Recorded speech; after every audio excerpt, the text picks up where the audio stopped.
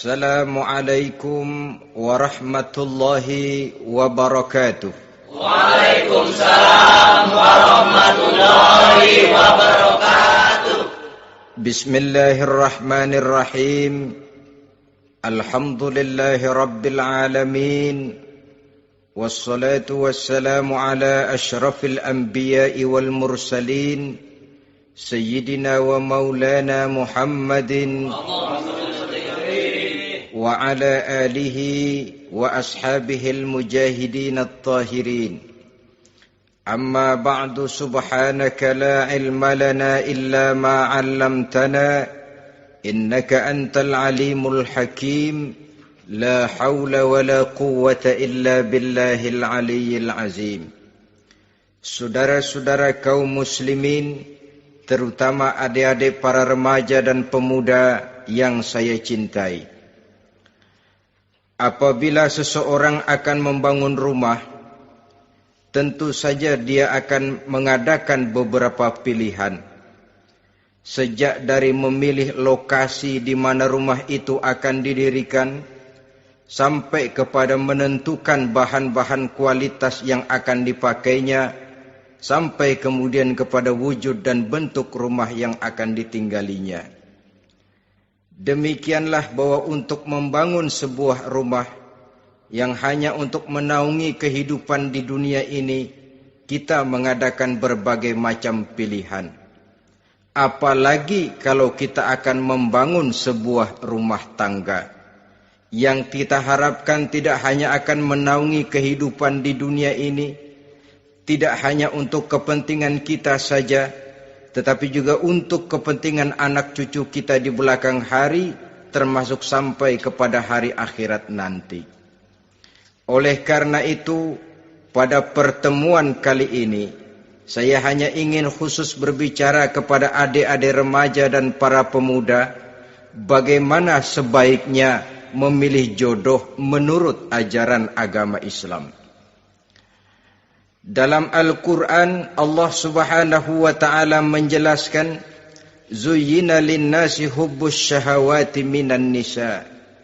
Bahwa manusia, apapun jenisnya, asal dia bernama manusia, dihiasi dengan perasaan cinta kepada perempuan.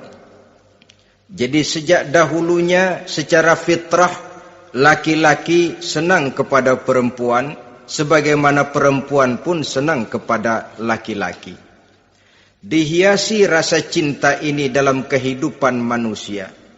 Dan oleh karena adanya rasa cinta, berkembanglah segala macam persoalan. Sehingga seorang ahli cinta pernah berkata, cinta adalah 5 huruf yang membuat persoalan tidak akan pernah selesai. 5 huruf yang membuat persoalan tidak akan pernah selesai-selesai. Tetapi dalam kehidupan sehari-hari sering kita saksikan bahwa cinta ini bisa mendorong, memberikan motivasi yang baik, dan cinta ini pun bisa juga memberikan dorongan yang tidak baik. Oleh karenanya, apabila cinta itu ibarat setetes embun yang jatuh di bumi yang subur, akan tumbuhlah di atasnya aneka ragam bunga-bungaan yang harum semerbak, indah mewangi, sedap dipandang orang, menebarkan rasa aman, damai, sentosa, dan begitu selanjutnya.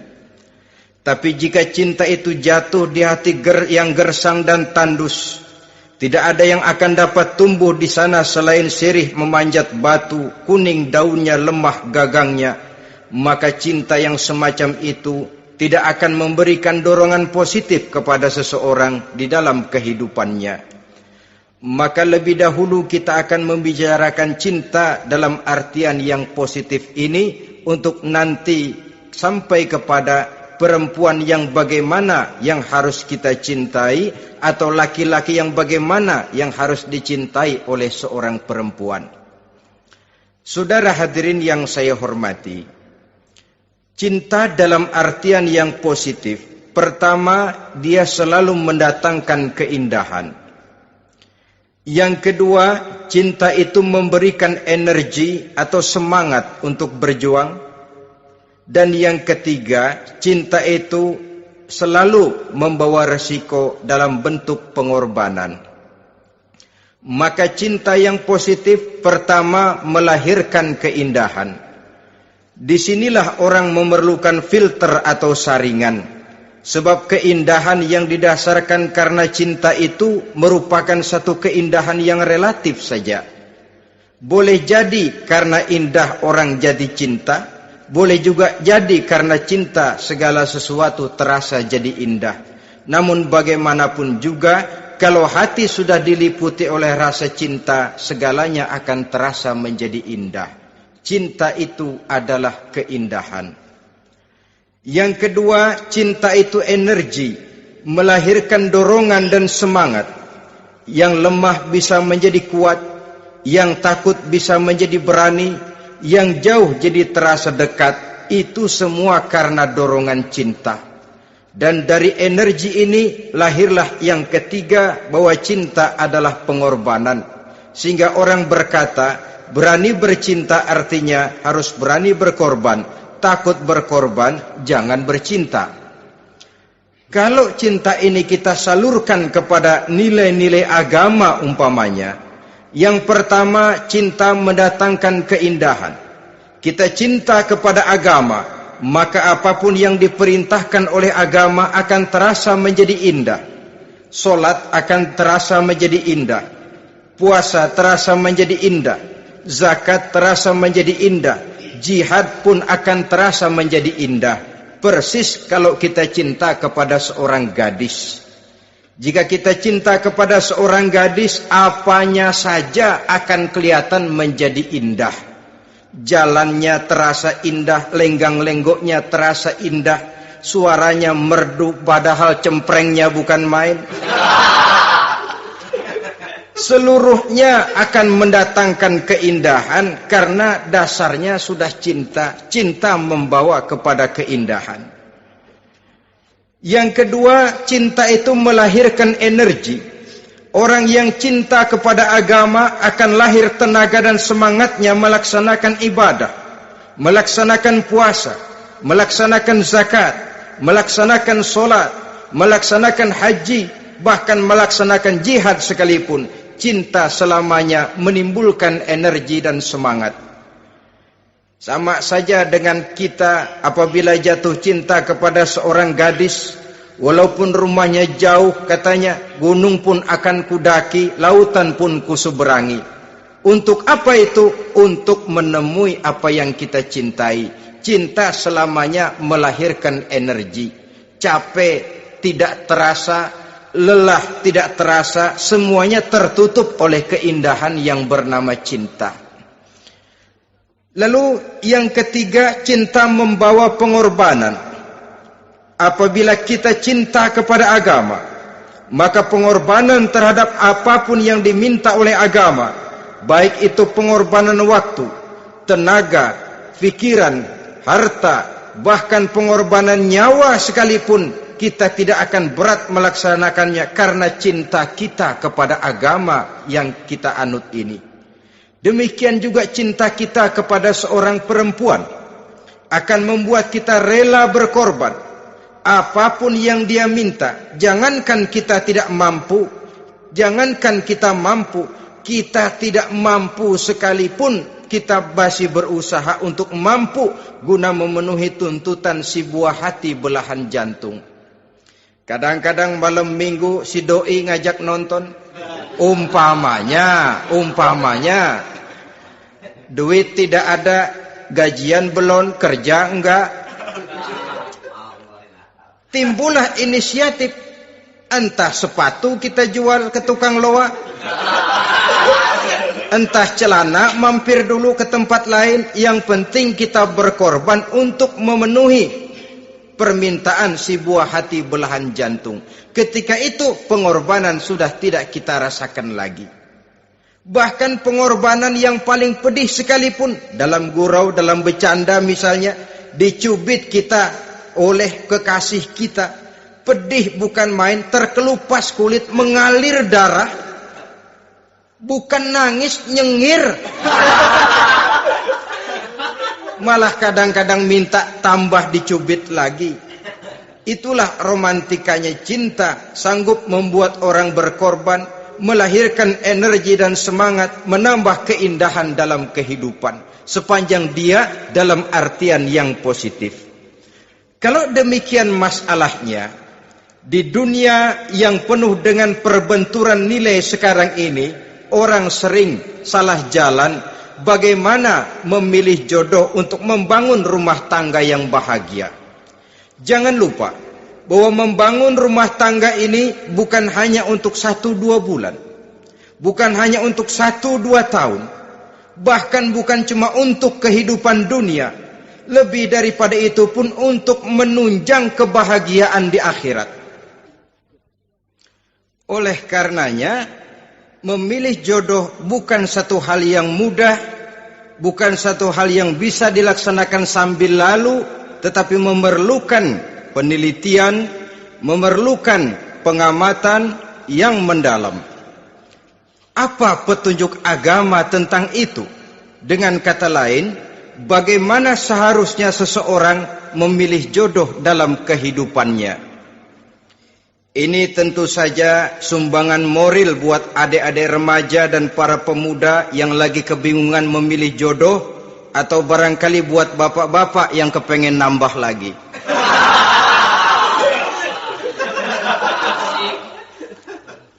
Mohon maaf kepada ibu-ibu, saya tidak menganjurkan, cuma ngajarin.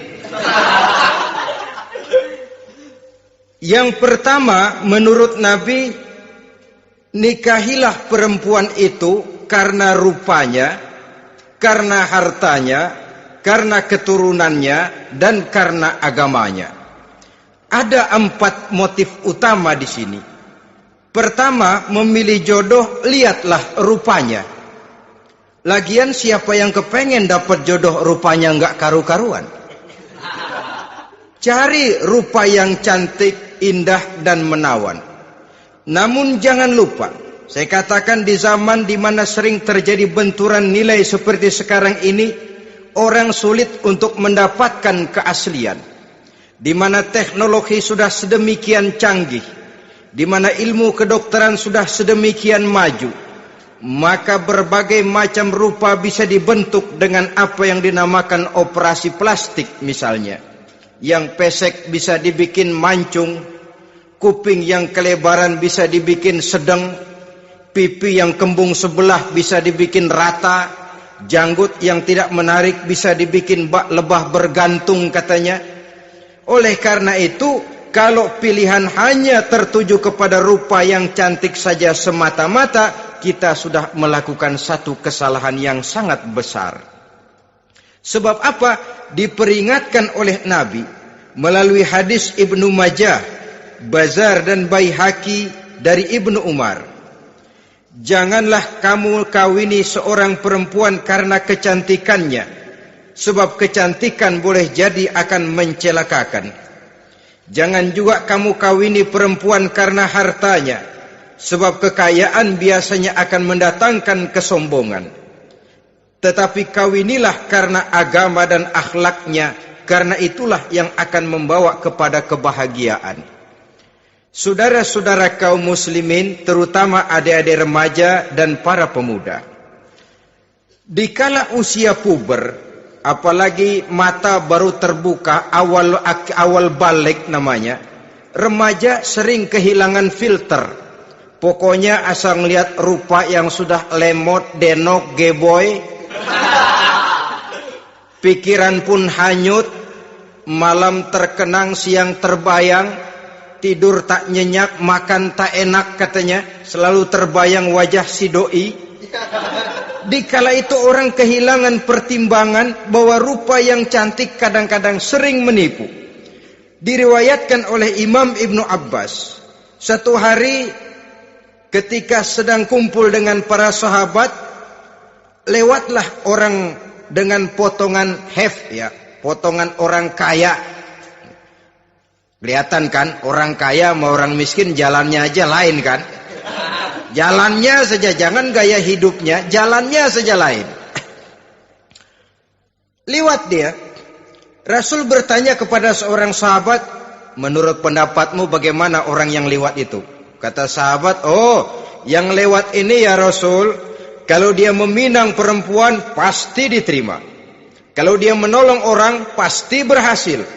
Kalau dia ngomong pasti didengerin. Kenapa? Orang kaya. Orang kaya ya Rasul. Kalau dia minang, perempuan mana yang kagak bisa menerima kalau dipinang oleh orang kaya? Biar mukanya udah belipet kayak dompet tanggung bulan. Kalau memang duitnya banyak, nggak kelihatan tuh muka yang belipet. Yang kelihatan duit. Kalau dia nolong orang, pasti berhasil apa yang dia tolong itu. Kalau dia ngomong, pasti didengerin orang. Walaupun omongannya biasa-biasa saja. Kenapa? Orang lihat penampilannya. Sudah, ketika orang itu lewat, beberapa lama kemudian lewat lagi seseorang yang kelihatannya miskin.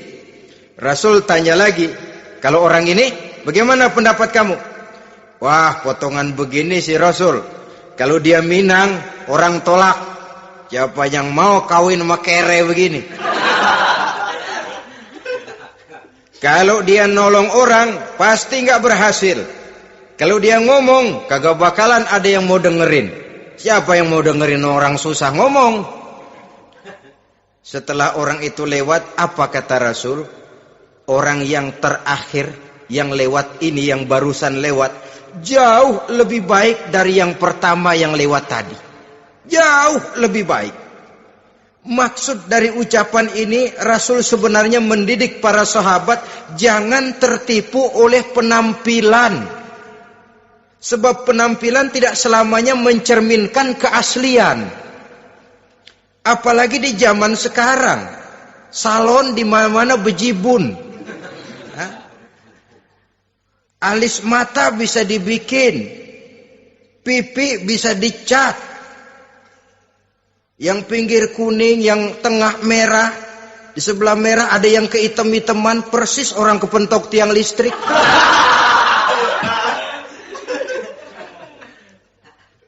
Kecantikan yang artifisial, kecantikan yang bukan alami. Karena itu silakan saja cari yang cantik, tapi jangan terpaku sampai di situ.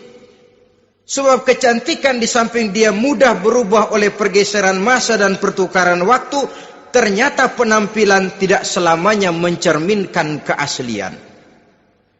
Lain hari seorang sahabat pernah mengadu, "Ya Rasul, ada apa? Inna imraati la turaddu yadul lamis." Ya Rasul, istri saya tidak pernah menolak tangan orang laki yang menjamahnya, mengajak salaman kepadanya. Apa jawab Rasul? Ceraiin aja. Tapi hati saya berat ya Rasul, saya cinta betul sama dia. Ya kalau hatimu berat, jaga dia baik-baik. Nah, dari riwayat ringkas ini kita ambil satu perbandingan. Memang punya istri berwajah cantik itu kadang-kadang si malakama kalau imannya tidak kuat. Si malakama. Kita diemin aja, binal, makan hati, nggak aman, nggak tentram. Jangan-jangan saya berangkat ke kantor, dia ngompreng.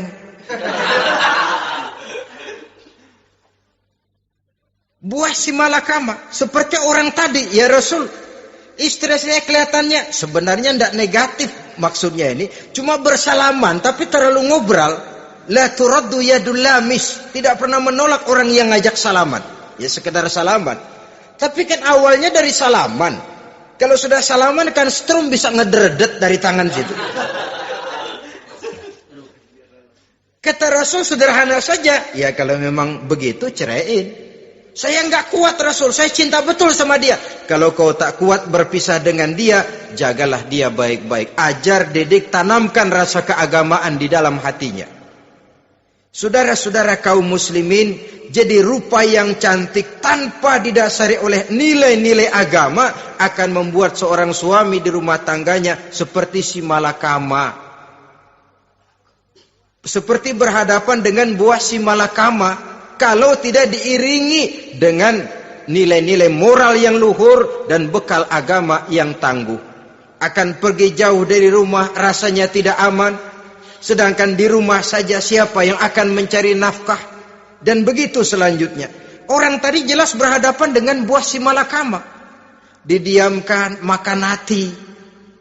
Sebab, maaf, kalau seorang suami sudah tidak punya rasa cemburu terhadap istrinya, itu kan yang disebut dayus.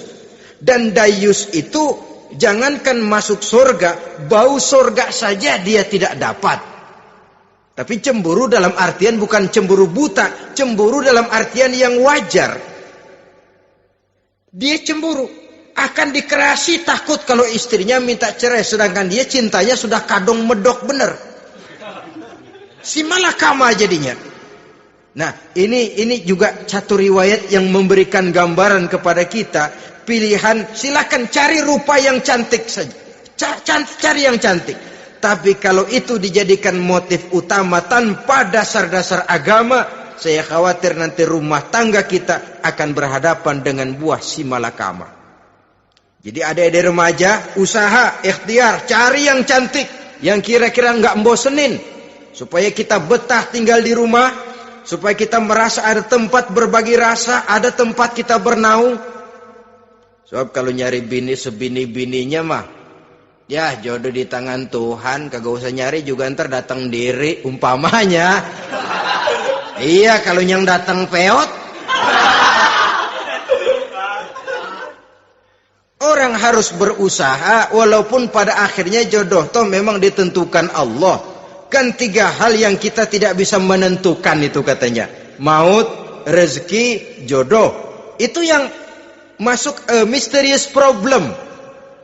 Problem yang misterius. Maut, misterius. Kapan kita mati, kita sendiri tidak tahu. Tahun depan, 50 tahun lagi, 100 tahun lagi, tidak pernah seorang pun diberitahu. Tapi yang pasti dia bakal datang. Kapan dan di mananya, kita tidak tahu. Bisa di rumah, bisa di masjid, ya alhamdulillah. Bisa di majelis taklim, syukur. Bisa di medan perang membela agama, bagus. Pasti dia akan datang. Maut, mysterious problem. Sesuatu yang kita tidak tahu kapan datangnya. Rezeki, gitu juga. Sehingga orang sering bilang, rezeki katanya kayak bayangan. Kita uber-uber, dia lari. Kita diam, dia mah diam. Setengah mati kita uber-uber. Emang ukuran segitu? Segitu aja. Begitu kita nggak ngapa-ngapain, datang yang bawain rezeki. Namanya rezeki itu mysterious problem. Kadang-kadang ngobek, sungsang, sumbul, udah segala tanah orang kita ukur-ukurin. Udah segala ngomong sudah nggak ada yang loh, tuh sudah buta. Tapi memang bayangan, kalau belum rezeki ya belum. Kadang-kadang nyari kode sampai tidur di kuburan. Belepotan tanah kuburan loh. Yang aneh lagi kadang-kadang orang gila ditanyain. Allahu Akbar, ini kode-kode zaman sekarang ini. Sampai orang waras nanyain orang gila itu gimana itu. Ini sudah efek yang betul-betul negatif. Sudah jelas orang gila kok ditanya. Apa kira-kira yang nanya nggak lebih gila dari yang gila itu?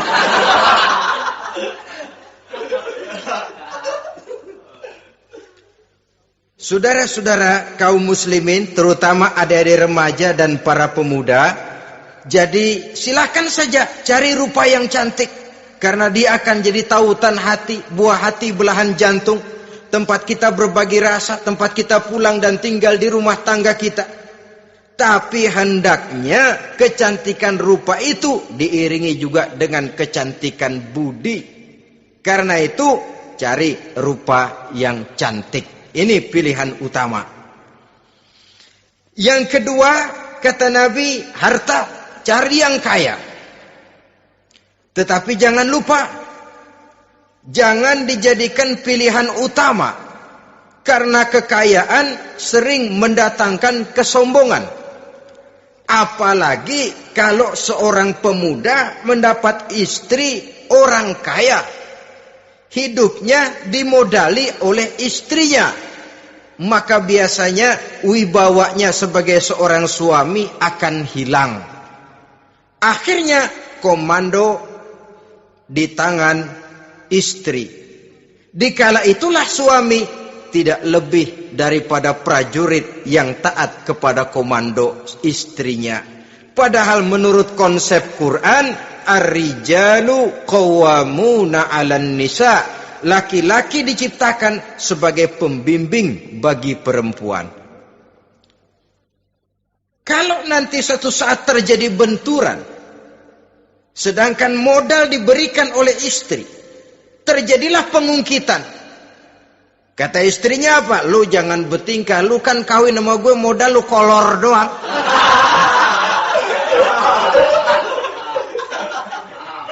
Kalau sekarang bertingkah silakan keluar rumah. Bawa seperti engkau datang dulu, jangan bawa apa-apa. Pergilah seperti engkau datang dulu kemari.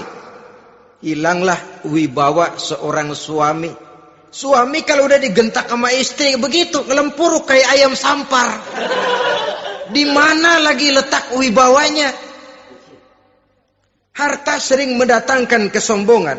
Oleh karena itu, walaupun diperintahkan cari yang keturunan orang kaya, tapi maksudnya jangan dompleng. Sebab kepribadian seorang suami akan ditentukan oleh sifatnya sendiri. Keberadaannya ditentukan oleh karya dan perbuatannya sendiri.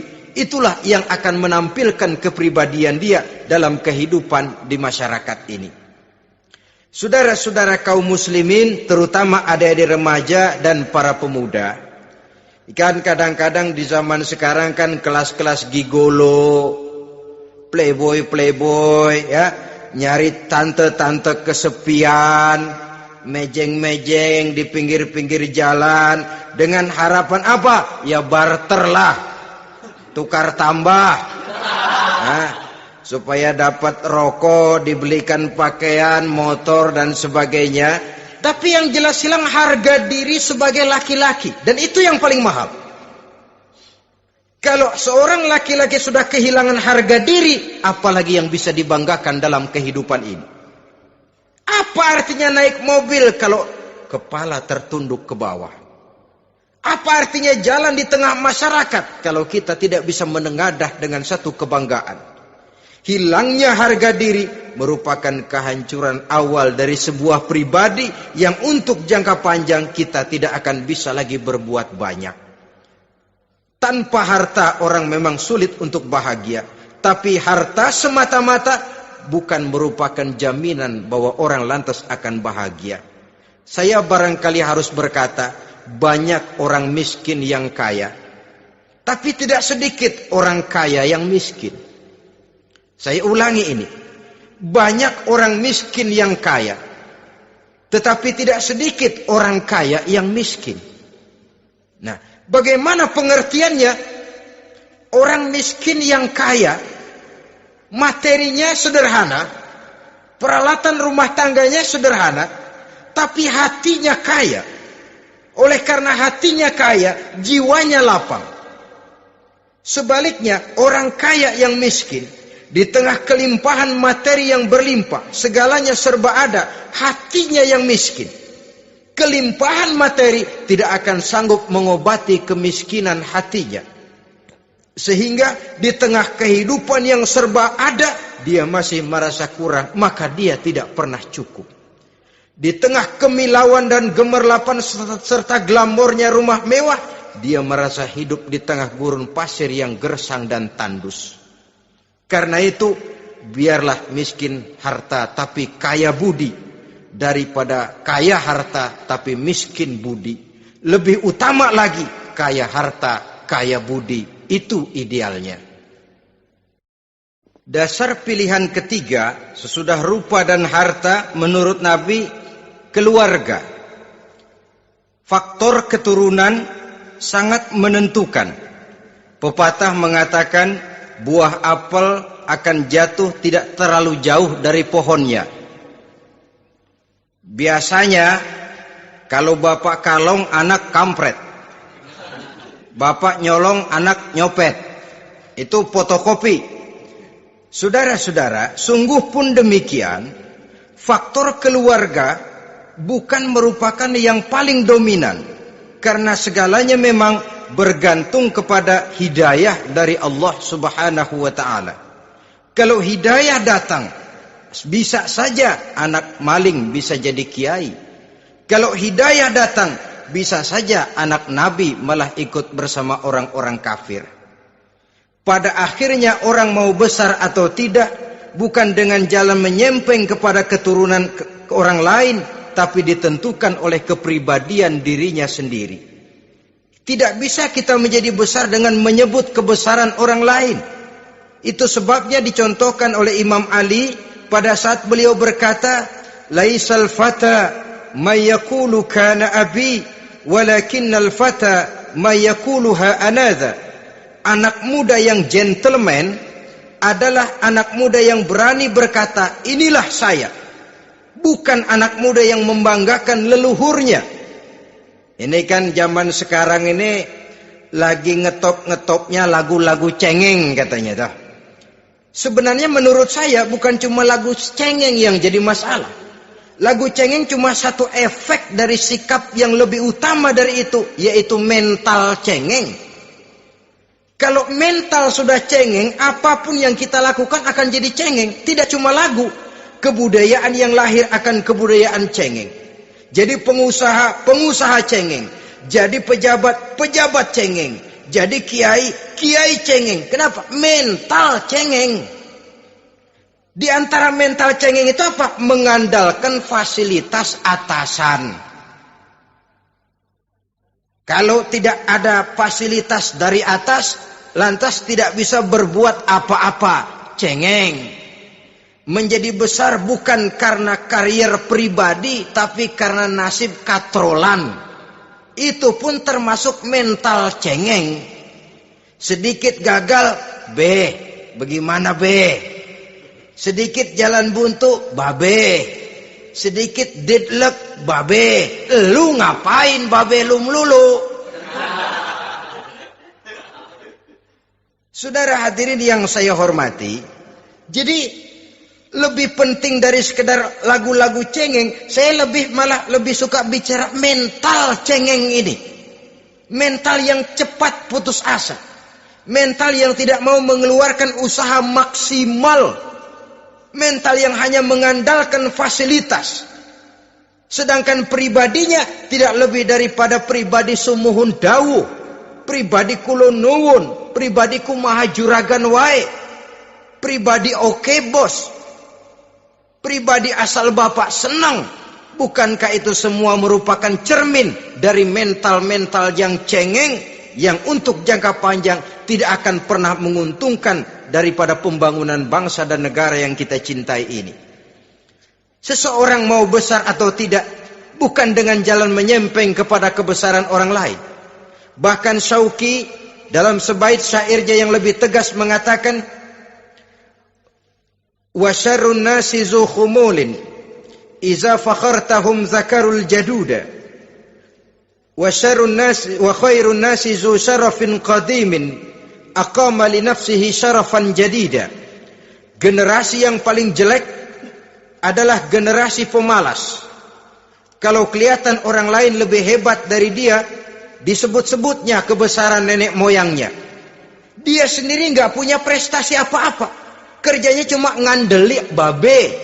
Kerjanya cuma menggelayuti fasilitas orang tuanya. Tanpa itu, dia tidak akan punya nilai dan harga sama sekali. Ini generasi paling jelek. Kalau orang lain kelihatan lebih hebat, dia sebut nenek moyangnya. Lo sih belum apa-apa lo, baru kopral lo. Engkong gua no, komandan Hansip. Engkongnya yang disebutin. Dia sendiri tidak punya prestasi apa-apa. Jadi silahkan saja cari gadis dari keturunan keluarga yang baik-baik.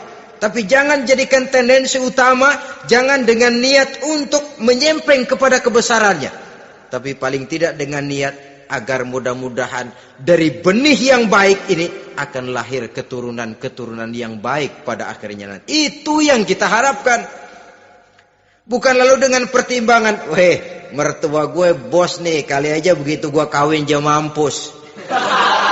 Ini semua warisan kan jatuh kemari semua. Kalau itu niatnya sudah jelas salah. Kita mencari perempuan dengan keturunan-keturunan yang baik dengan berharap agar anak-anak kita nanti yang akan merupakan benih cucunya akan melahirkan kebaikan-kebaikan seperti leluhurnya dulu.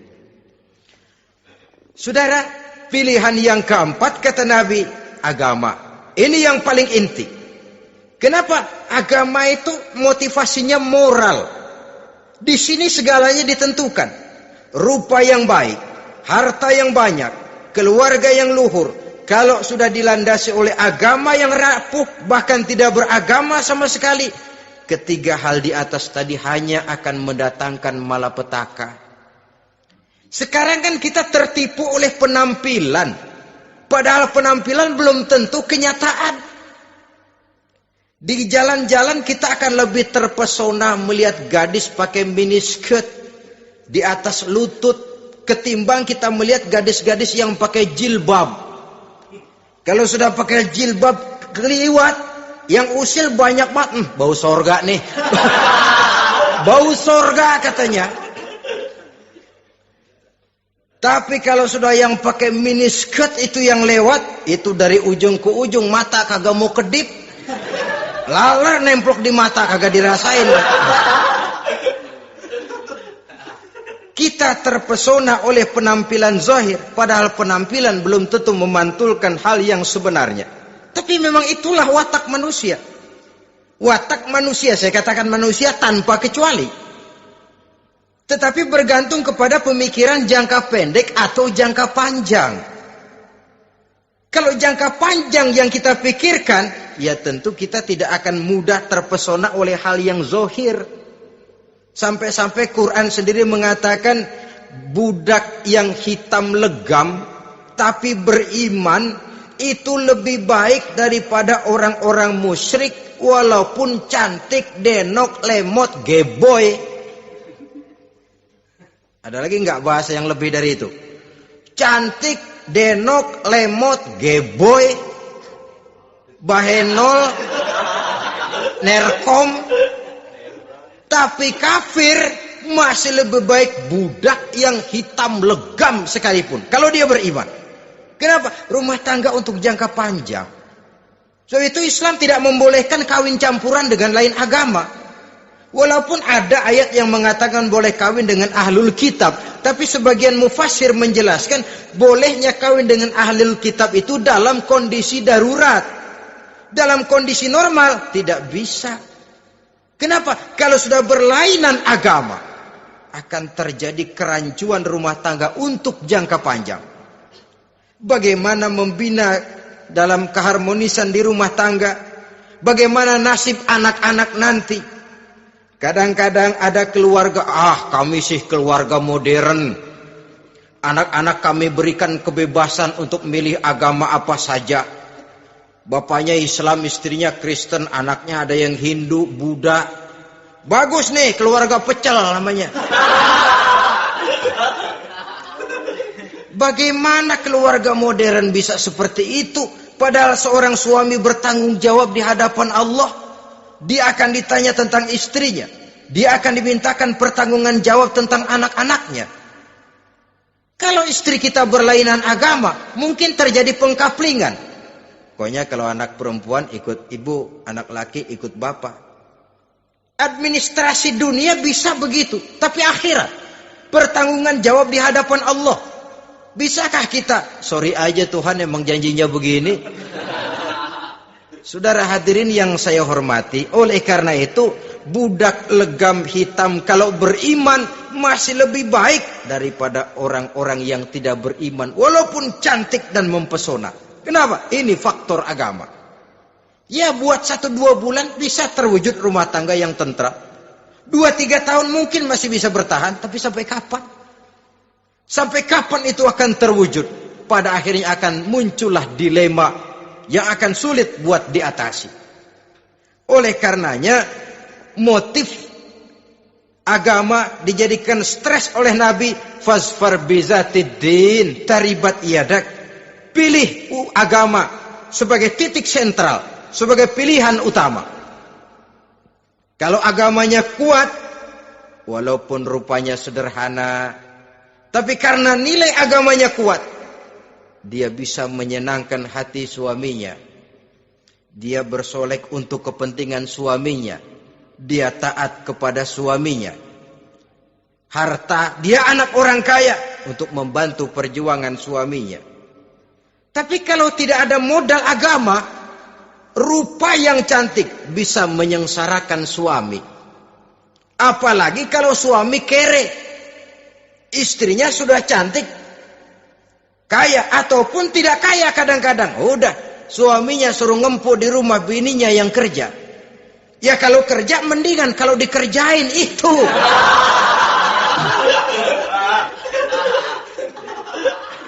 Itu yang repot. Saudara hadirin yang saya hormati, dan ini bukan 1-2 kasus. Alangkah malangnya kalau sudah terkena hal seperti itu. Akhirnya seperti pengaduan sahabat kepada Rasul tadi. Mau diceraiin, cinta saya udah medok benar Rasul. Enggak diceraiin, hati saya ngebet, pegel. Si malakama akhirnya.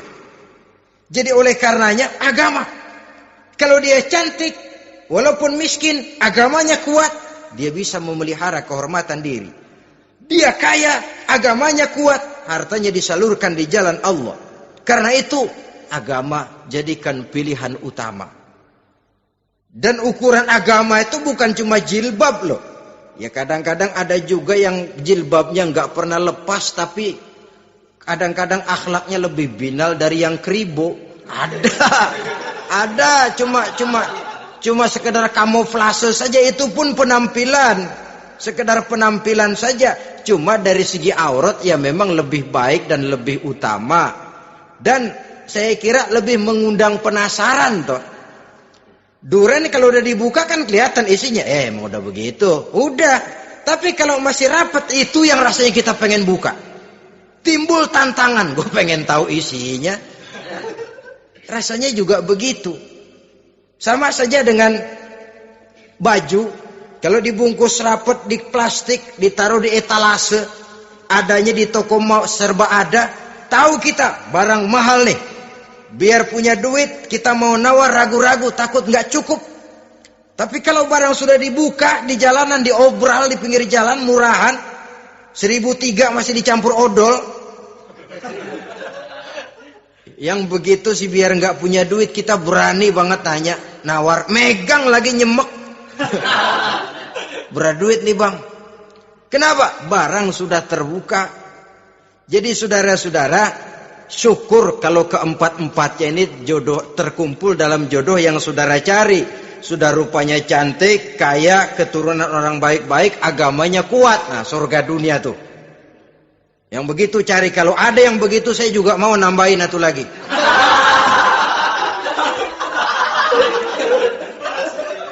Tapi yang kumpul keempat-empatnya ini terus terang saja langka. Makhluk langka ini. Kadang-kadang cantik, kaya, keluarganya hebat, agamanya nol, akhlaknya kayak setan. Tapi yang paling celaka kalau empat-empatnya kagak ada. Rupanya jelek, melarat, bapaknya biang maling, kagak beragama lagi. Apanya yang mau dipilih? Mampus saja mendingan. Sudah nggak ada pilihan sama sekali tuh. Sudah nggak ada pilihan sama sekali. Saudara hadirin yang saya hormati, terutama adik-adik remaja. Nah, lalu apa motivasi agama dalam pembinaan ini apa?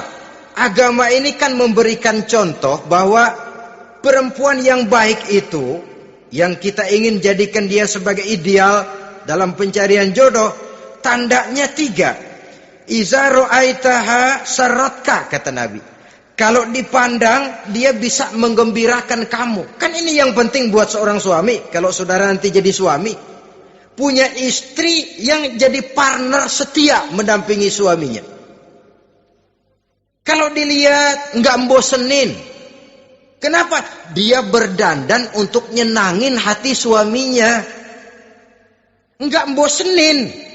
Kan kadang-kadang ada bini kalau kita pulang demek aja fotonya.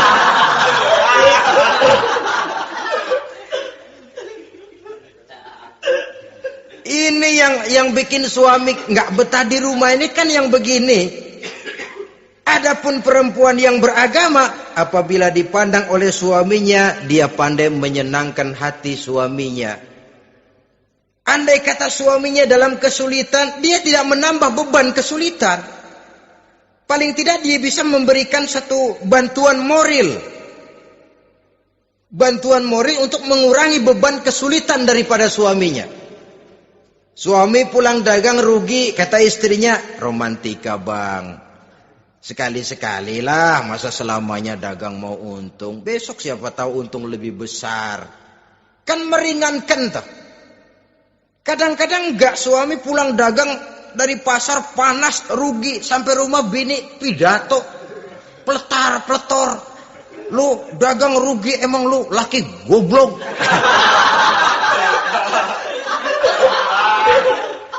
Sudahlah di pasar rugi, di rumah digoblok-goblokin. Ini nanti kena penyakit broken home yang begini ini. Padahal kesuksesan di kantor, kesuksesan di pasar, kesuksesan di medan tugas selalu dimulai dari kesuksesan dan ketenangan dari rumah tangga. Dia berhias untuk kepentingan suaminya, tidak terlalu berlebihan, dan suaminya pun pandai menghargai istrinya dengan kata-kata yang menimbulkan gairah dan semangat. Melihat istrinya bersorak, kamu makin cantik saja. Jangan juga kadang-kadang suami ketus. Ngelihat daksu pulang kantor, lihat suaminya, istrinya dandan rapi. Tumben lu mau bekasin apa? Mau bekasin katanya. Artinya apa ini? Pandai mengembirakan, bisa tenggang rasa, bisa berbagi rasa.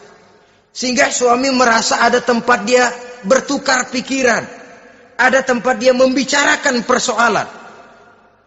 Dialog dalam kehidupan berumah tangga itu sangat diperlukan. Iza ra'aitaha sarratka, kalau dipandang dia sanggup mengembirakan kamu. Dikasih uang 500 senyum, 5.000 pun ketawa. Menggembirakan. Dia bisa taruh kata hatinya kesel, tapi mulutnya senyum. Nah ini yang sulit ini. Senyum tapi kesel, kesel tapi senyum. Kadang-kadang istri itu kan kalau sudah kesel, suami pulang nggak bisa dia menyembunyikan kekesalannya. Dari jauh suami sudah lihat ini yang nyambut, ini bemo ini. Udah monyong serem. Saudara hadirin yang saya hormati, yang kedua, bila diperintah dia taat. Ini pengaruh agama. Sehingga Nabi mengatakan, "Lau amartu li ahadin ayyasjuda ila ghairiha, la amartul mar'ata litasjuda ila zawjiha likibari haqqihi 'alaiha."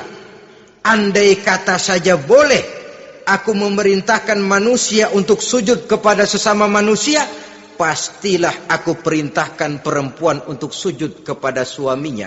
Kenapa? Karena besar hak suaminya kepada dirinya. Untung sujud kepada manusia tidak boleh. Andai kata boleh, perempuan disuruh sujud sama suaminya. Ini tidak perlu sampai sujud, cium tangan saja minta ridho suami. Kadang-kadang perempuan sekarang berat.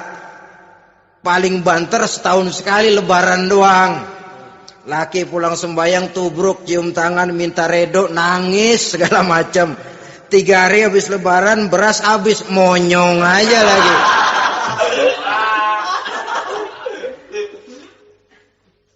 Saudara hadirin yang saya hormati,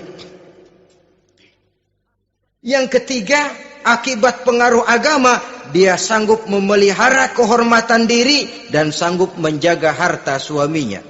Memelihara kehormatan diri baik pada saat suaminya di rumah atau pada saat suaminya tidak ada di rumah. Satu riwayat, seorang sahabat akan pergi perang jihad di fi sabilillah. Ketika mau berangkat dia bilang kepada istrinya, saya mau berangkat perang. Kalau saya belum pulang kamu jangan keluar rumah. Baik bang. Pergi istrinya, pergi suaminya jihad. 1 minggu, 2 minggu berlalu, belum juga pulang. Satu hari datang utusan dari rumah orang tua si istri ini. Assalamualaikum bu. Waalaikumsalam. Ada apa? Ada berita kurang enak bu. Orang tua ibu sakit parah. Mohon tolong ditengokin. Apa kata si istri? Maaf saja, suami saya belum pulang dari medan perang. Saya belum dapat izin keluar rumah kalau dia belum pulang. Tolong sampaikan maaf saya kepada orang tuanya. Pulanglah utusan tadi. Besok balik lagi. Bu, ada apa? Udah Senin Kemis. Napasnya sudah sampai tenggorokan. Tolong tengokin buat terakhir kalinya bu. Suami saya belum pulang. Dia pesan kalau dia belum pulang saya jangan keluar rumah. Saya nggak bisa tengokin orang tua saya. Salam maaf saja. Pulang utusan itu. Besok balik lagi. Bagaimana? Sudah meninggal bu. Mau dikubur. Tengokinlah buat terakhir kalinya. Suami saya belum pulang. Saya belum berani keluar rumah kalau suami saya belum pulang. Itu janji saya sama suami saya. Pulanglah utusan ini ngadu kepada Rasulullah sallallahu alaihi wasallam. Ya Rasul, ini perempuan kelewatan benar. Dari orang tuanya sakit sampai sekarat, sampai mati, sampai dikuburin dia nggak nengokin. Memangnya kenapa? Suaminya katanya pergi jihad. Dan suaminya tidak mengizinkan dia keluar rumah. Kalau si suami belum pulang. Apa jawab Rasul? Marahkah beliau? Tidak, beliau senyum. Apa katanya? Dosa orang tua yang meninggal ini telah diampuni oleh Allah. Karena dia punya anak perempuan yang begitu taat kepada suaminya. Allahu Akbar. Dosa orang tua yang sudah meninggal itu diampuni oleh Allah. Karena dia punya anak perempuan yang begitu taat kepada suaminya. Ketaatannya kepada suaminya menyebabkan dosa orang tuanya diampuni oleh Allah Subhanahu wa ta'ala. Suami pergi jihad, orang tua sakit keras, tidak berani dia keluar rumah. Itu tandanya bisa menjaga kehormatan diri. Kalaupun satu saat suaminya manggil, bu tolong ambilin uang di dompet. Dompetnya dibawa, bang ambil saja sendirilah, nanti salah ambil lagi saya. Kadang-kadang enggak, suaminya pergi mandi, dompet berantakan. Saudara hadirin yang saya hormati, ini motivasi agama. Jadi kecantikan zahir yang diimbangi dengan kecantikan batin oleh karena pengaruh agama tadi. Kalau sudah kemari, orang tidak perlu mikir-mikir operasi plastik, bikin yang pesek jadi mancung supaya orang tertarik, bikin belakang yang kurus jadi menarik. Tidak. Orang tidak perlu lagi pakai susuk-susukan, dipasang di bibir supaya kalau senyum orang gempor, supaya kalau ngomong orang percaya, dipakai di kuping supaya macam-macam. Tidak perlu lagi pakai jompa-jampe, pelet-peletan supaya kalau diludahin orang ngikut. Nggak perlu lagi. Kenapa? Cinta itu nature, sesuatu yang alamiah, yang tidak bisa dipaksakan. Dia kudrati, karunia dari Allah. Tidak bisa cinta dipaksakan. Kalaupun bisa, dengan ilmu pelet, oh saudara bisa membuat orang jatuh cinta, ya 2-3 hari, 4-50 hari. Kesananya apa yang akan terjadi? Kelanggengan tidak akan pernah terwujudkan. Kenapa? Keterpaksaan yang akan timbul. Dalam kondisi semacam itu, rumah tangga tidak akan mengalami ketenangan dan ketentraman. Jadi biarkan cinta berjalan secara alamiah, karena dia memang alamiah. Saudara-saudara, nah sekarang kalau sudah ketemu nih, yang 4 tadi, rupa cantik, keturunan boleh, kaya lumayan, agama kuat. Apa yang harus kita cari? Apa yang harus kita lakukan? Apa pakai pepatah anak sekarang? Aku lihat, aku pikat, aku dapat, aku sikat, aku minggat. Bangsat.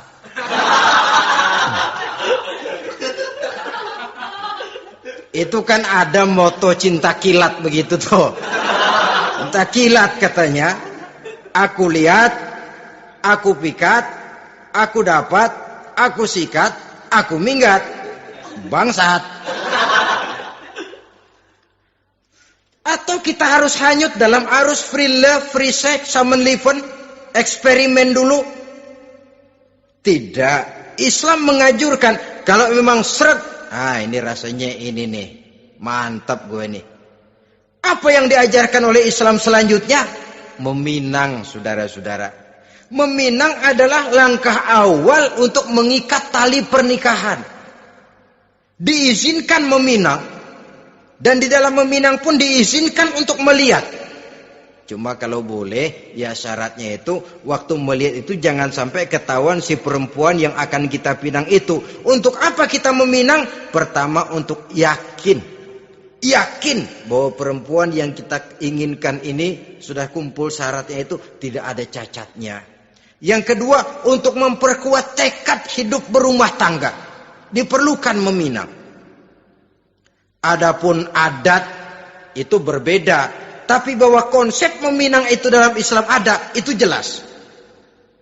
Ya kalau mesti bawa pisang raja, pakai roti buaya, pakai martabak segede ban mobil truk segala macam, itu adat saja, ya. Tapi yang real meminang itu ada dalam Islam. Nah, bagaimana adab meminang? Setelah kita tahu anak ini cantiknya ya, keturunan baik, ya kekayaannya lumayan, agamanya kuat, pinanglah dia. Caranya boleh lihat langsung. Lihat langsung kalau bisa tanpa setahu si perempuan. Dan batas yang boleh dilihat itu muka dan tangan. Itu saja. Jadi jangan gerusak. Minta permisi Pak, saya mau ngelihat anak bapak seutuhnya. Soalnya buat saya ini nanti. Apanya aja dibedolin, jangan. Kira-kira yang boleh itu muka sama tangan. Andai kata kita risih, sebab nanti kalau nggak jadi akan jadi timbul rasa malu dan si perempuan juga kasihan. Boleh mengutus perempuan yang kita percaya. Coba kau ke sana, lihat kondisinya yang sebenarnya bagaimana. Kalau ngelihat dari jauh sih utuh, siapa tahu nanti tangannya kurang sebelah. Coba lihat sana. Saudara-saudara, kemudian boleh juga ditanyakan kepada orang tuanya. Dan dalam hal ini orang tua si gadis tidak boleh menyembunyikan aib atau cacat yang dimiliki oleh anaknya. Dia harus menceritakan apa adanya, sampai pun kekurangan anaknya yang paling kecil sekalipun. Sebab apa? Jangan sampai istilah pepatah beli kucing dalam karung. Kedengeran suaranya doang meong-meong, begitu dibuka tuh kucing gempor sebelah kakinya nggak ada. Kan tentu kita tidak kepengen kecewa di belakang hari. Itulah perlunya meminang sebagai jembatan untuk menuju kepada pernikahan. Nah, dengan demikian kalau sudah usaha meminang ini dilaksanakan, jangan merasa sudah setengah resmi. Ini yang kadang-kadang jadi penyakit. Malah sesudah meminang harus masing-masing lebih menjaga diri, menjaga kehormatan, menjaga pergaulan. Kenapa? Agar saat memasuki jenjang pernikahan nanti merupakan jenjang yang sangat ditunggu-tunggu. Ada rasa keinginan tahu. Kalau tidak, ya udah biasa, nggak giroh lagi ngadepin perkawinan. Kenapa? Kemarin-kemarin gue udah cobain.